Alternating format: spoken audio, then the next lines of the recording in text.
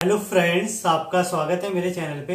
तो जैसे कि आप सभी के साथ मैंने स्ट्रेटेजी शेयर की थी कि कैसे आप ऑर्गेनिक केमिस्ट्री को रिवाइज कर सकते हैं, तो वैसे ही मैं आपके साथ शेयर करूंगा कि कैसे आप फिजिकल केमिस्ट्री को अच्छा कर सकते हैं और कैसे आपको फिजिकल केमिस्ट्री अटैम्प्ट करनी है और रिवाइज करनी है ताकि आप फिजिकल केमिस्ट्री में अच्छा से अच्छा कर सकें।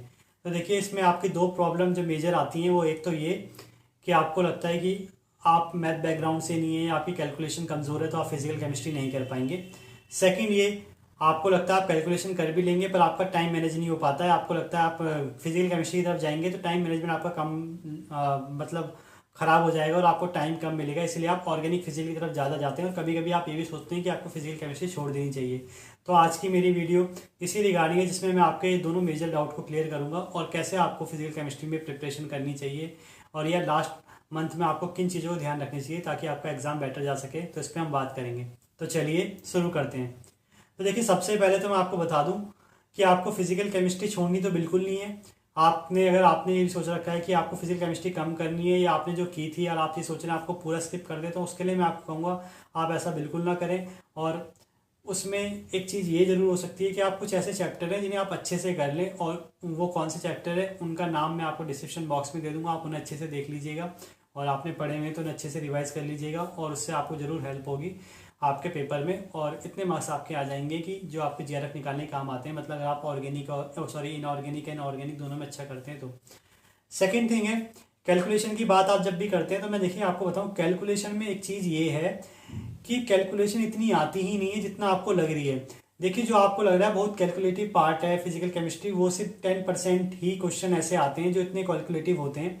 और उसमें से भी आपको पता है आपका नेट का एग्जाम है, इसमें इतने क्वेश्चंस हैं, इतने नंबर ऑफ ऑप्शंस आपके पास अवेलेबल है कि आपको कौन सा अटेम्प्ट करना है कौन सा नहीं।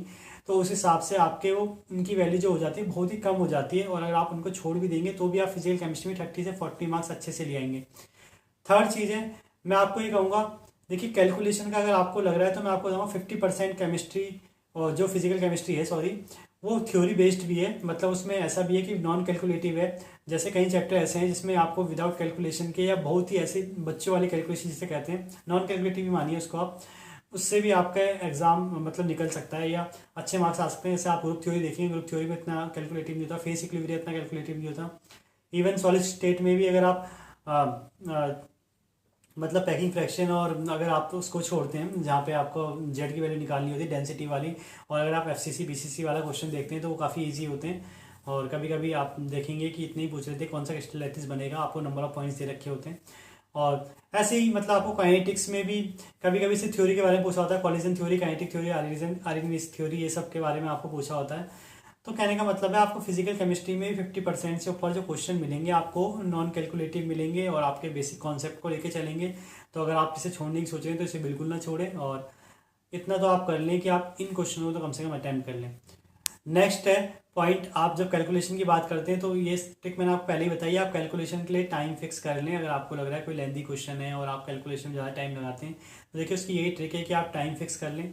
और आप मानिए आप 3-4 मिनट्स फिक्स कर लिया आपने, और आपने आराम से सुंदर राइटिंग में आराम से तसल्ली से कैलकुलेशन करनी है। 3-4 मिनट्स में अगर वो आंसर निकल जाता तो ठीक है, नहीं निकलता तो आपको जहाँ तक आपने निकाला उसको आपको वहीं पे स्टॉप करना है।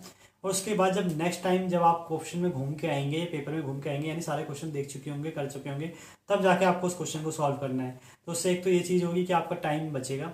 सेकंड, मानिए अगर आपका क्वेश्चन वो नहीं आता तो आपका मतलब नेक्स्ट क्वेश्चन में भी टाइम वेस्ट होता और आपका नेगेटिव मार्किंग भी हो सकती है अगर आप गलत लगाते तो यही मैं कहूँगा आपको तसल्ली से करना है और टाइम फिक्स करना है, ताकि आप इस चीज़ से तो फ्री हो जाएं कि आपको दोबारा क्वेश्चन रिपीट करना पड़ेगा। इसलिए मैं कह रहा हूँ आपको मतलब साफ राइटिंग में भी लिखना है, एक ही बारे में कैलकुलेशन ठीक करनी है तो आराम से तसल्ली से करें, पर टाइम फिक्स करके करें। ये नहीं कि आप एक क्वेश्चन में 10-15-20 मिनट लगाए जा रहे हैं, उसके बाद आप देखेंगे क्या पता उस क्वेश्चन की इतनी वैल्यू हुई नहीं जितना आपने टाइम दिया हुआ है। नेक्स्ट पॉइंट है का एग्जाम, इस पर डिपेंड करता है कि आपने क्वेश्चन कौन से चुने हैं और कितने आपने ठीक किए, ना कि आपको कितना आता है। क्योंकि देखिए पढ़ के लगभग सब बराबर ही जाते हैं, 80-90 का फ़र्क होता है, मतलब कोई 80% पढ़ लेता है, कोई 90-100 तो कोई भी नहीं पढ़ता है। पर हाँ, कोई कितना उसको मतलब एक्सक्यूट कर पाता है या कितना अपने प्लान को एक्सक्यूट कर पाता है, कितना मतलब अप्लाई कर लेते हैं चीज़ों को, उस पर डिपेंड करता है। तो वो आप कैसे होगा, आपको चुनना पड़ेगा, आपको सारे क्वेश्चन टाइम से पहले देखने होंगे और आपको जो 3 घंटे का टाइम मिलता है उसमें आप शुरू के 15-20 मिनट या मैक्सिमम 25 मिनट्स सारे क्वेश्चन देखने में लगा दें और जल्दी से देखें, मतलब सारे क्वेश्चन, और उनमें चुन लें कि आपको कौन सा क्वेश्चन करना है। और जब आप उनको देखें तो जो इजी वाले लगे उनके आंसर भी लगा लें। ऐसा नहीं है सिर्फ आप क्वेश्चन ही पढ़ते रहें, आधे घंटे हो गया और आपने सिर्फ क्वेश्चन ही पढ़े, आपने कुछ किया ही नहीं। तो मैं कहूँगा आपको स्टार्टिंग से मतलब क्वेश्चन देखने की आदत होनी चाहिए, और जो क्वेश्चन उस समय सॉल्व हो रहे हैं मतलब आधे सेकंड से कम के टाइम पे या 1 मिनट से कम के टाइम उन्हें आप टिक भी लगा लें। तो उससे क्या होगा, आप कुछ क्वेश्चन आपके हो ही चुके होंगे और बाकी कुछ क्वेश्चन का आपको आइडिया होगा कि आपको कौन से ही अटैम्प्ट करने हैं जिन्हें आपने मार्क 4 रिव्यू में लगाया हुआ, और आप उन्हें आराम से सॉल्व कर सकते हैं। तो ये फिजिकल केमिस्ट्री में भी स्ट्रैटेजी आप बना सकते हैं। मतलब जो क्वेश्चन आपको लगे लेंदी कैलकुलेशन के हैं, बड़े लग रहे हैं, उन्हें आप थोड़े टाइम के लिए स्किप करके मार्क 4 रिव्यू लगा के आप छोड़ सकते हैं और उनकी तरफ आप ज़्यादा जाएँ जिन्हें वो आपको लग रहे हैं ईजी सॉल्व हो जाएंगे। नेक्स्ट पॉइंट है, देखिए फिजिकल केमिस्ट्री में एक और अच्छी बात ये है, आप मानो या ना मानो और आपने देखा भी होगा कि ऑप्शन से भी आप कभी कभी आंसर निकाल सकते हैं। ऑप्शन कैसे, आपको अगर आपको यूनिट का अच्छे से आइडिया होगा तो आप यूनिट से निकाल सकते हैं। सेकंड, आप देखिए कभी कभी 0-1 का क्वेश्चन आया था जहाँ से 0 आंसर होता है, जिसमें मतलब जहाँ पे ऑप्शन में 0 होता है तो ज़्यादा केस में 0 वाला आंसर होता है, तो आप 0 वाला भी आंसर लगा सकते हैं अगर आपको आइडिया है कि हाँ कोई वैल्यू कॉन्स्टेंट दे रखी है उससे 0 बनेगा। तीसरी चीज़ है फिजिकल केमिस्ट्री में, देखिए फॉर्मूले से भी बहुत सारी चीज़ें होती हैं। कभी कभी क्या होता है, आपको कैलकुलेशन का टाइम इसलिए लगता है क्योंकि आपने फॉर्मूले अच्छे से नहीं पढ़े होते हैं और आपने प्रैक्टिस अच्छे से नहीं की होती है। देखिए मैं आपको कहूँगा अगर आपने फॉर्मूले अच्छे से रिवाइज किए हैं ना तो आधे सवाल आपके फॉर्मूले से ही हो जाएंगे, और आप कोशिश करें ज़्यादा से ज़्यादा चीज़ें काटने की, मतलब कैलकुलेशन शॉर्ट करने की। जितना ज़्यादा आप चीज़ों को कम करेंगे, शॉर्ट करेंगे, उतना ज़्यादा फायदा होगा आपका फाइनल आंसर निकालने में। जितना ज़्यादा आप चीज़ों को लेंदी करेंगे, बड़ा बनाएंगे, उतना ज़्यादा आपका घाटा होगा मतलब फाइनल आंसर निकालने में।